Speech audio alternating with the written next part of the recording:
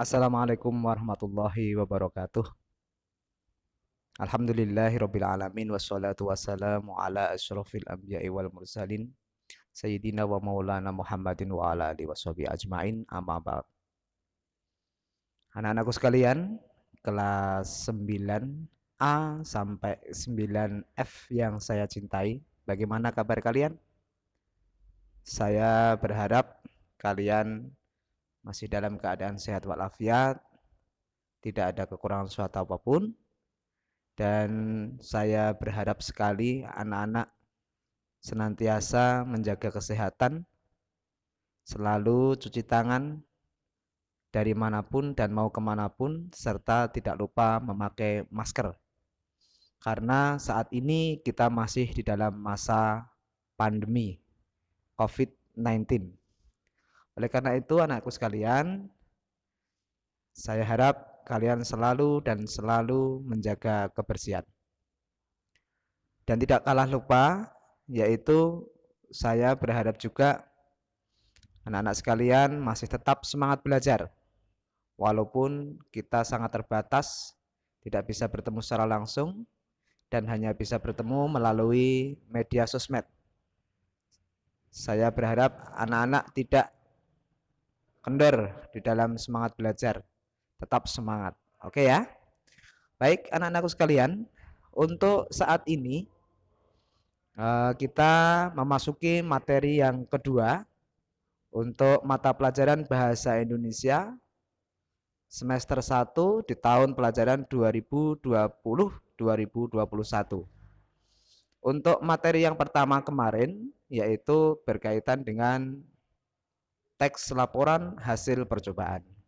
Untuk saat ini materi bab 2 ini yaitu tentang pidato persuasif. Nah, ini pidato persuasif. Tentunya anak-anak sekalian mungkin sudah ada gambaran karena sering kita melihat yang namanya pidato. Sering hampir setiap 1 minggu sekali minimal kita akan melihat atau mendengar orang yang berpidato. Yaitu pada saat kita melaksanakan kegiatan sholat Jumat berjamaah di masjid. Pastilah ada khotib yang berpidato atau berkhutbah ya. Oke, anak-anak sekalian, kita kupas tuntas mengenai pidato persuasif. Kita mulai dari arti kata dulu. Arti kata persuasif. Ah, di sini kalau kita lihat di dalam sebuah Kamus Besar Bahasa Indonesia atau sering kita sebut dengan KBBI, arti kata persuasif yaitu bersifat membujuk secara halus. Bersifat membujuk secara halus atau dalam arti di sini tujuannya adalah supaya menjadi yakin. Siapa yang yakin? Yaitu orang yang mendengar atau orang yang melihat. Jadi di sini kata persuasif artinya bersifat membujuk secara halus supaya menjadi yakin. Di sini ada unsur mengajak, ada unsur mempengaruhi, ada unsur memberikan alasan-alasan sehingga orang yang mendengar atau orang yang melihat itu di dalam hatinya menjadi yakin bahwa yang disampaikan itu benar, yang disampaikan itu tidak ada salahnya, yang disampaikan itu merupakan sesuatu yang dapat dipertanggungjawabkan. Ini arti kata persuasif ya. Selanjutnya anak-anakku sekalian, sekarang kita gabungkan pengertian dari pidato persuasif. Nah, namun selanjutnya sebelumnya kita harus tahu dulu apa itu pengertian dari pidato sendiri. Ya.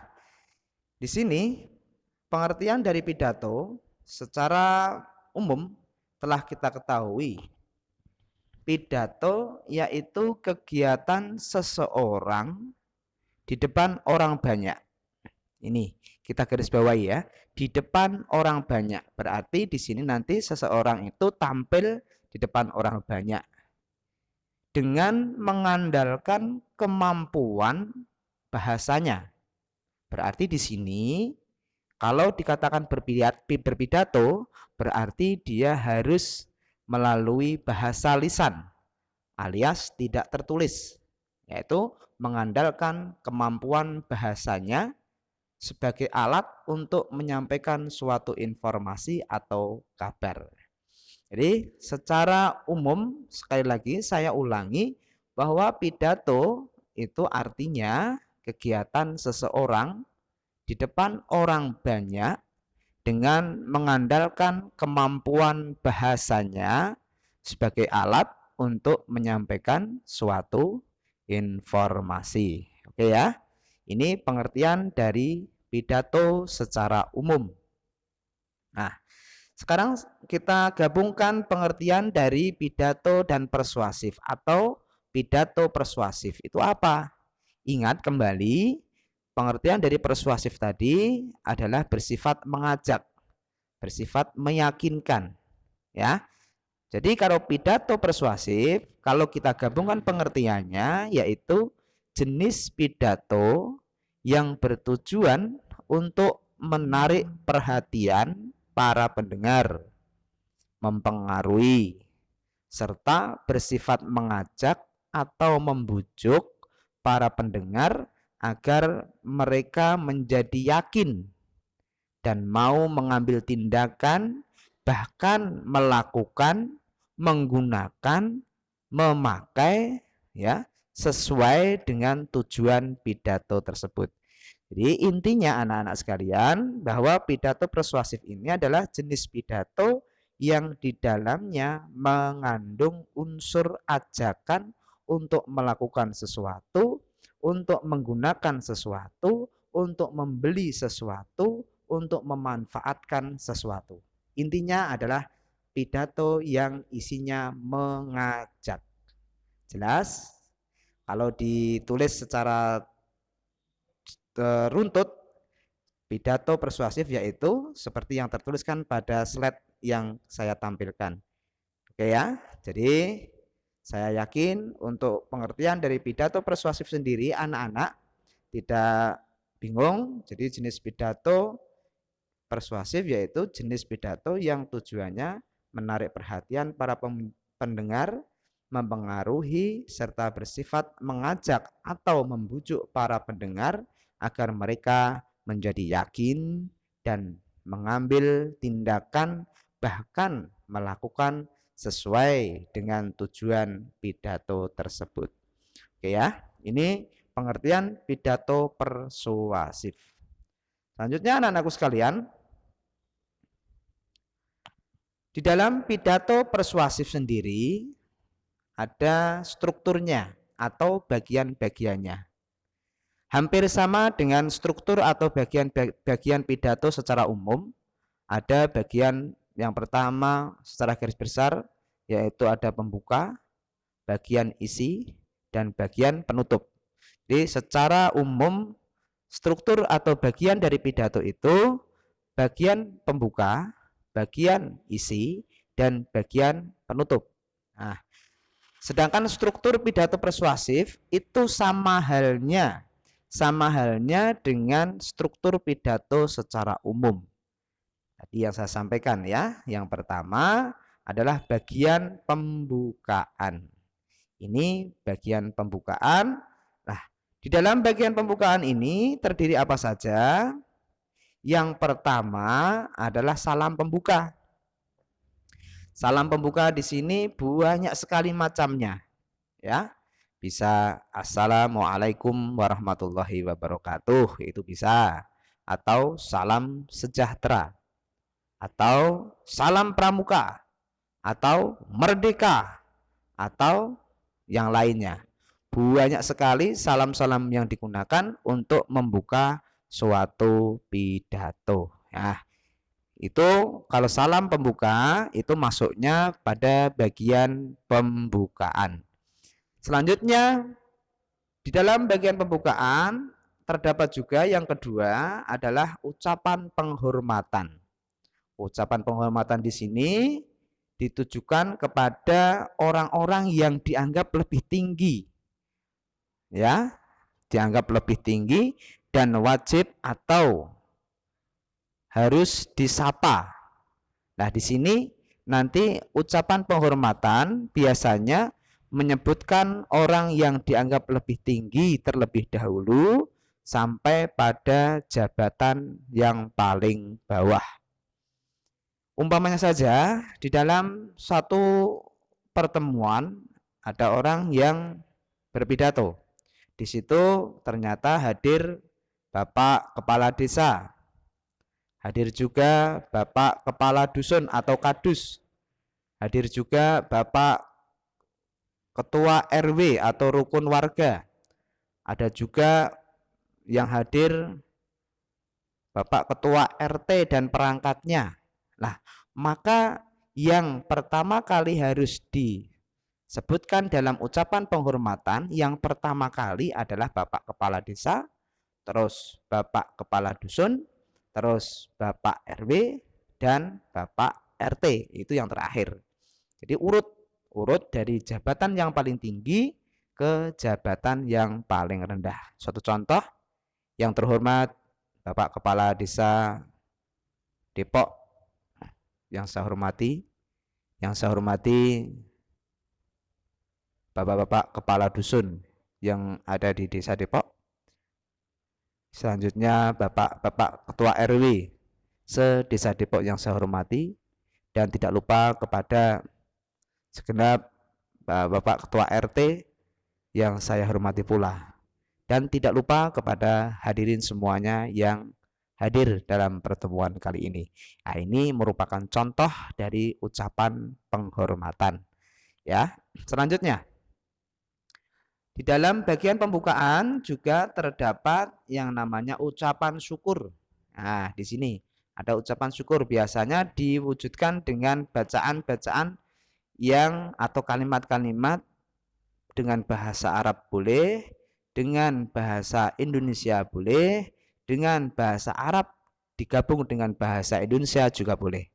Satu contoh, Alhamdulillahirabbil alamin wassalatu wassalamu ala asrofil anbiya wal mursalin sayyidina wa maulana Muhammadin wa ala alihi wa sahbihi ajmain. Di situ merupakan contoh ucapan syukur dalam bentuk bahasa Arab.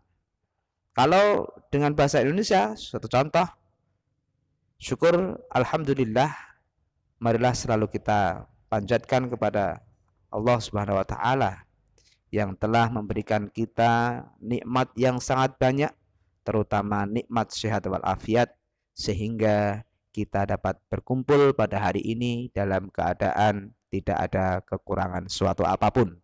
Nah, ini merupakan ucapan syukur dalam bentuk bahasa Indonesia. Mau diambil yang bahasa Arab saja silahkan, mau diambil yang bahasa Indonesia saja silahkan, atau digabungkan bahasa Arab dan bahasa Indonesia sekaligus juga dipersilahkan ya. Jadi tidak ada masalah. Yang penting di situ ada ucapan syukur kepada Allah SWT atas nikmat yang diberikan ya. Itu adalah bagian yang ke-1 atau bagian pertama dalam struktur pidato persuasif ya. Tadi merupakan bagian yang pertama, bagian pembukaan, terdiri dari salam pembuka, ucapan penghormatan, dan ucapan syukur. Selanjutnya anak-anakku sekalian, pada bagian yang kedua yaitu bagian isi pidato. Nah, disinilah bagian isi pidato ini merupakan bagian yang paling inti, yang paling penting. Kenapa? Karena tujuan dari orang berpidato, berdiri di depan orang banyak dan menyampaikan suatu informasi, lah informasi yang inti itu nanti akan disampaikan pada bagian isi tersebut ya. Di bagian isi pidato yaitu bagian yang paling penting karena mengandung inti dari suatu yang akan disampaikan dan dibicarakan oleh orang yang berpidato, gitu ya.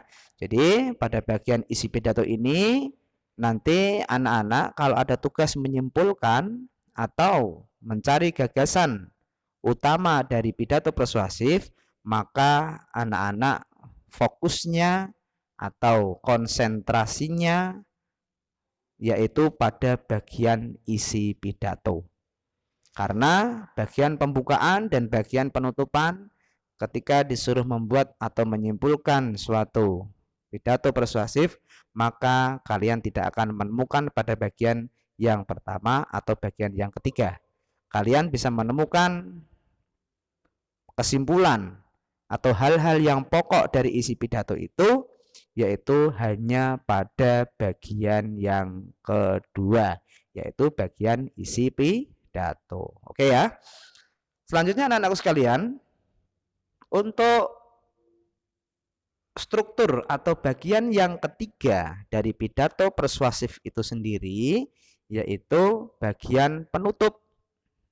Bagian penutup. Nah, di sini pada bagian penutup akan terdapat satu di antaranya adalah kesimpulan secara ringkas materi atau sesuatu yang dijelaskan.